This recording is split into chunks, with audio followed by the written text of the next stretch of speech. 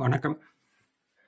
ஒரு இடத்திற்கு வீடுகள் அமைத்து அங்கே பாத்ரூம் அமைக்கும் போது மிகுந்த கவனமாக கையாள வேண்டியது வீடுகளில் பாத்ரூம். அதைவிட மிக முக்கியமானது அந்த வீட்டிற்கு அமையும் சேஃப்டி குழி. இந்த சேஃப்டி குழியானது எந்த இடங்களில் அமைக்கலாம், எந்த இடங்களில் அமைக்கக்கூடாது என்பது பற்றிய வீடியோ இது. நமது மனையானது கிழக்கு மேற்கிலோ வடக்கு தெற்கிலோ சதுரமாகவோ அல்லது செவ்வகமாகவோ இருக்கலாம். இது ஒரு வடக்கு பார்த்த செவ்வகமான மனை. இந்த செவ்வகமான மனையில் இது வடக்கு,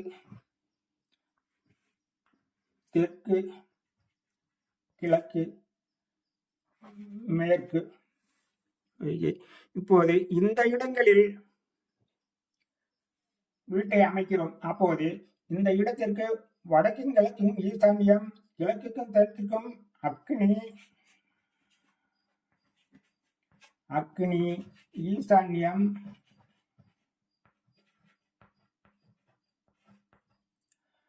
வடமேற்கு வாயு,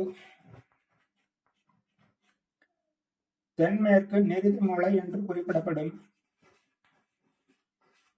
இந்த இடங்கள் உங்களுக்கு பரிச்சயமாகி இருக்கலாம். இருந்தாலும் ஒரு முறை சொல்லி விடுகிறோம். இப்போது மேற்கண்ட மூலைகளில் வீடு அமைக்கும் போது தென்மேற்கான நெருதி மூலையில் அமைக்க வேண்டும் என்று எல்லோருக்குமே தெரியும். அவ்வோது அத்து என சொல்லப்படும் நமது இடத்தின் அத்து மேலேயே வைக்காமல் குறைந்தது 3 அடிகள் அல்லது 2.5 அடிகளாவது உள்பங்கு காலியிடம் வரும்படி வீட்டை அமைக்க வேண்டும். இதுபோல மூளை மட்டம் இங்கே மிக முக்கியம். இதுபோல் வீடு அமைக்கும் போது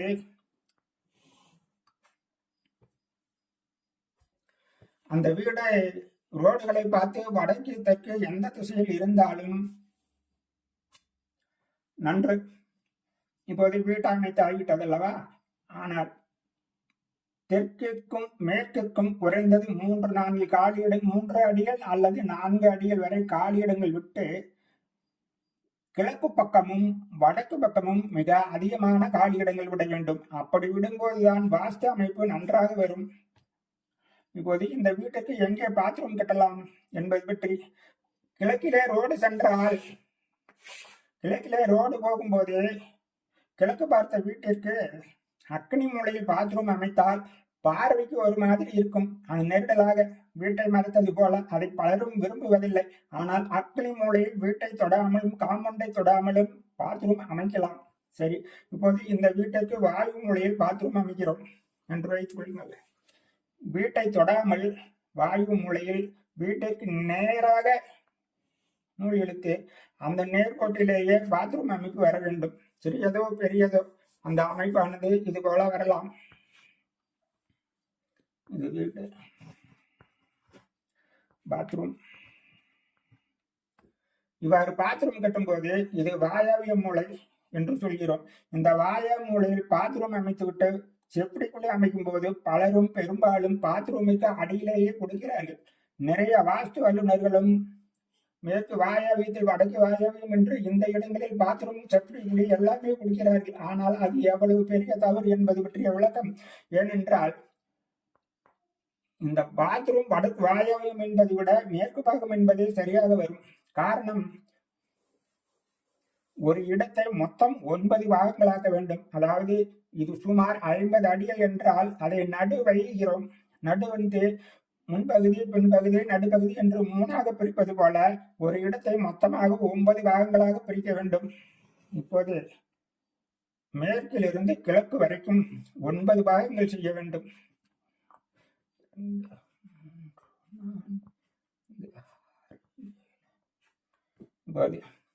1 2 3 4 5 6 7 8 9 இது போன்ற 9 சமபாகங்களாக அந்த இடத்தை பிரிக்க வேண்டும். பிரித்தபின் முதல் 2 இடங்கள், இந்த 2 இடங்களும் மேற்கு பாகத்தைத்தான் சேரும். மேற்கு, இந்த 2 இடங்கள் மேற்கு பாகம். அடுத்த 5 இடங்கள் 1 2 3 4 5 இந்த 5 இடங்களும் வடக்கு பாகத்தில் சேரும். கீழிருக்கும் 2 இடங்களும் இந்த 2 இடங்களும் கிழக்கு பாகத்தில் சேரும். இது கிழக்கு பாகம். ஆக வடக்கு பாகத்தில் செப்படி குழி வந்தால் கூட பெரிய குற்றங்கள் இல்லை. ஆனால் இது வாயாவியம் என்பதற்காக இந்த இடங்களில் செப்படி குழியோ பாத்ரூம்களோ அமைக்கும் போது அது கண்டிப்பாக வடக்கு திசை அல்ல, அது மேற்கு திசை. இதை புரிந்து கொள்ள வேண்டும். இந்த மேற்கு திசையில் பாத்ரூம் அமைப்பு ஓகேத்தான். இவ்வாறு பாத்ரூம்களை அமைக்கும் போது வீட்டுக்கு நேர் வைத்து அமைக்க சொல்கிறோம். அது இல்லாமல் செலவு மிச்சமாகும் என்று ஒரு சுவரை மிச்சப்படுத்துவதற்காக இதுபோல் நிறைய பேர் பாத்ரூம் அமைக்கிறார்கள். வீட்டை ஒட்டாமல் விட்டுவிட்டு மேற்கு சுவர் காம்பவுண்டை ஒட்டும் போது மேற்கிலே ரோடுகளோ உயரமான அமைப்புகளோ இருக்கும் போது தவறுகள் இல்லைதான். ஆனால் இந்த பாத்ரூம் அமைப்பானது இந்த இடத்தில் சுமார் 10 அடி உயரத்திற்கு சுவர் வரும், மேற்கு சுவர். அதே இந்த நிறுதி மூலையில் 4 அல்லது 5 அடி உயரத்தில் நாம் காம்பவுண்ட் சுவர் நிறுத்தி விடுவோம். அப்போது வடக்கு ஓர மேற்கு சுவர் வாயாவியம் உயர்ந்து நிறுதி மூலை குறைந்து போகும் சுவர் அளவில், அதுவும் தவறு. எதிரும் எதிருமாக சுவர் கோணங்கள் வருவதும் தவறு. ஆக இது போன்று பாத்ரூம் அமைப்பதை விட்டுவிட்டு வீட்டிற்கு நேராகவே நீங்கள் பாத்ரூம் அமைக்க வேண்டும். அவ்வாறு பாத்ரூம் அமைத்து இந்த இருண்ட இடங்களை விட்டுவிட்டு அதற்கு கொஞ்சம் சற்று கீழிறங்கி இந்த 3வது 4வது 5 6 7 இந்த பாகங்களில் குறைந்து இந்த 5 பாகங்களில் பாத்ரூம் வரலாம். ஆனால் இந்த நடுவிற்கு கீழ்பாகம் முடிந்த அளவு தவிர்த்து விடுங்கள். இப்போது 3வது பாகத்திலும் 4வது பாகத்திலும் செப்படி குழி வரலாம், அது தவறாகாது. இதுபோல கிழக்கு மேற்கு நீளத்தில் செப்படி குழி போட வேண்டும். ஆனால் இப்போது பரவலாக வட்டை எனப்படும் கான்கிரீட் வட்டையில் வருகின்றன. அவர் வட்டமாக வரும்போது அது எப்படி வேண்டுமானாலும் இருக்கலாம், அது தவறாகாது. நீள் வடிவில் கட்டும் போது கண்டிப்பாக வடக்கு தக்காமல் இல்லாமல் கிழக்கு மேற்காமல் வைத்துக் கொள்ளுங்கள் அந்த செப்படி குழிகளை. இங்க செப்படி குழி சாஸ்திரப்படி நடுவில் அமைக்க சொல்வது சிறப்புத்தான். என்ன காரணம் என்றால் மொத்த இடத்திற்கு பலமான அமைப்பு வடக்கிலோ கிழக்கிலோ வரலாம். அதனால் இந்த அமைப்பானது வடக்கில் வர வேண்டும் என்பதற்காக அந்த குடி நடுவரை அனுமதிக்கப்படுகிறது. ஆனால் இந்த செப்புடி குடியானது இந்த கிழக்கு பாகமனும் ஈசானிய முனைக்கு வந்தால் அந்த குடும்பமே மொத்தமும் பாழாகி விடுகிறது. ஏனென்றால் இது மிக முக்கியமான ஈசனுடைய இடம் என்று சொல்லப்படும் வடகிழக்கு மென்மையான மூலையில் மட்டுமல்ல, அது மிக புனிதமான இடமும் கூட. அந்த இடத்தில் கழிவுகள், அதாவது மனித கழிவுகளோ கால்நடை கழிவுகளோ எதுவுமே இந்த இடத்தில் வந்து சேரக்கூடாது. ஆகவே கண்டிப்பாக வடகிழக்கு மூலையில் எக்காரணம் கொண்டும் இடமே இல்லாவிட்டாலும் செப்படி குழி அமைப்பது பெரிய தவறு இல்லை, பெரிய பாவம். ஆக இந்த இடங்களை நாம் கண்டிப்பாக தவிர்க்கிறோம். இப்போது இந்த வீட்டிற்கு செப்படி குழி அமைப்பது இந்த இடம் சிறப்பு. அதே போலத்தான் அக்னி மூலையிலும், இந்த அக்னி மூலைக்கும் தெற்கிற்கும் வடக்கிற்கும் 9 பாகங்கள் செய்து இந்த வடக்கு புறத்திற்கு சொன்னது போலவே அக்னி மூலையில் வீட்டை தொடாமல் பாத்ரூம் கண்டிப்பாக அமைக்கலாம். ஆனால் எக்காரணம் கொண்டும் வீட்டையோ இந்த கிழக்கு காம்பவுண்ட் சுவரையோ சேர்ந்து விடக்கூடாது. தெற்கையும் சேர்க்காமல் விட்டு விடுங்கள். இப்போது இதுபோல பாத்ரூம் அமைப்பு கொடுத்து இந்த 9 பாகங்களாக பிரிக்கப்பட்டதில் 3வது பாகத்தில் கிழக்கு மேற்காக செப்படி குழி வரலாம். அது ஈசான்யத்துக்கு வரக்கூடாது என்று சொல்லிவிட்டோம். இதுபோல செப்படி குழி கண்டிப்பாக நீளம் குறைவாக இருக்கிறது என்று வடக்கு நீளங்களில் போடுவதை கண்டிப்பாக தவிருங்கள். இது போன்று செப்படி குழிகள் அமைக்கலாம்.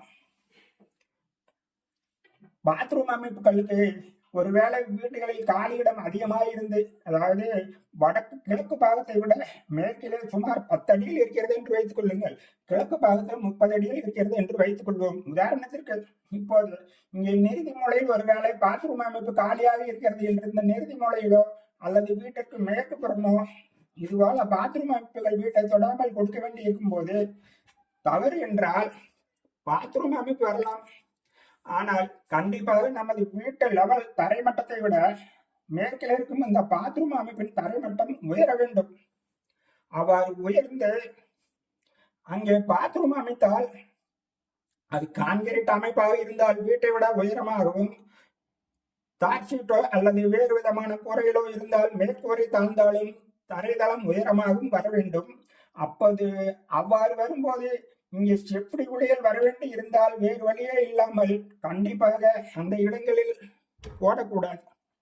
அவர் போட்டே ஆக வேண்டிய சூழ்நிலை, அதாவது 100க்கு 100 வழியே இல்லை என்று இங்கே பாத்ரூம் அமைப்பு கொடுக்க வேண்டியிருந்தால் என்ன செய்ய வேண்டும் என்றால், இந்த தரை மட்டத்தை விட மேல் தொட்டியாகத்தான் இந்த செப்படி குழி வர வேண்டும். அதாவது வீட்டு தரையை விட மேல் தொட்டி போல பண்ணை அமைத்து அந்த பண்ணையிலிருந்து சற்று தள்ளி உயரமாக இது குழி என்றால் இது பாத்ரூம் அமைப்பு. அதை அந்த பண்ணைக்கு மேல் உயரமாக அமைத்து ஏறி அந்த பாத்ரூமை பயன்படுத்தும்படி அமைக்க வேண்டும். இதையெல்லாம் நடைமுறையில் சாத்தியமில்லை. ஆகவே மேற்கு தெற்கு புறங்களை கண்டிப்பாக மறந்து விடுங்கள். இப்போது இந்த வீடியோவில் நாங்கள் சொன்னவரை செப்படி குழி அமைப்பது எந்த இடங்கள் சரி என்பது பற்றி உங்களுக்கு புரிந்திருக்கும். இதுபோல செப்படி குழிகள் அமைத்து வளமுடன் வாழ்க. நன்றி.